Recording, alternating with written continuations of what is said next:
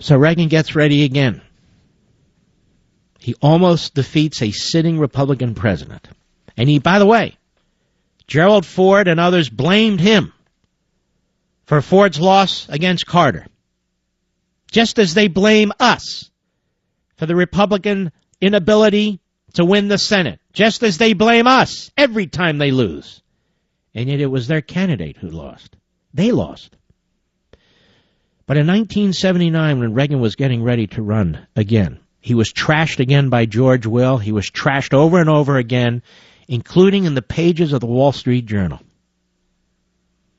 November of 1979, when he announced his candidacy, among other things, the Wall Street Journal editorial page wrote, "For political packaging, we do not need to turn to a 68-year-old man."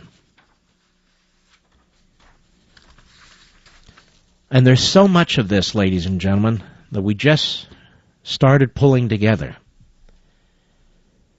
And I decided to undertake this little project and present it to you today again.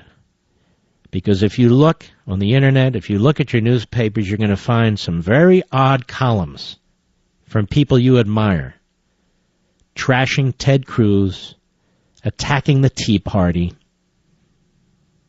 And what I'm telling you is, this isn't new.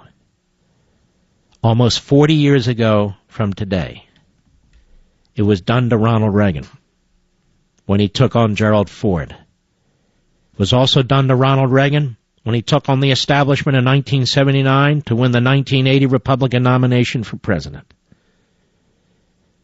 I wanted to give you a little bit of history because I want you to remain motivated and inspired, and I want you to understand that Reagan took the same course as you and I, as we are pushing today. He saw the country unraveling under Jimmy Carter. He saw a Republican Party incapable of doing anything about it, offering no vision, rejecting its own principles. Losers. And that's exactly what they were, and that's exactly what they are today. When they say Reagan couldn't win today, that's just bullcrap. Reagan would be nominated going away today. It would be the same establishment fighting him now as fought him before. And when he finally muscled through after his third try and won the Republican nomination, and he was fought in 1980, fought by the Bush brothers. He was fought by George H.W. Bush and Howard Baker and Bob Dole and all the rest.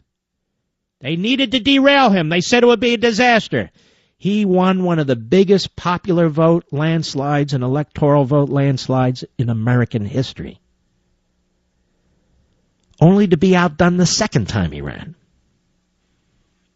Because conservative principles, when put into practice, work. That's what we stand for. That's what we're doing.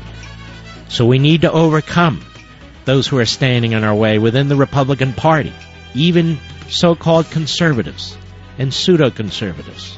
They are perfectly happy with what's going on.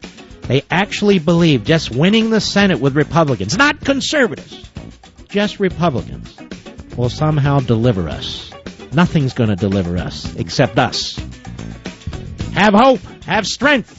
Let's carry on. I'll be right back. Mark Levin.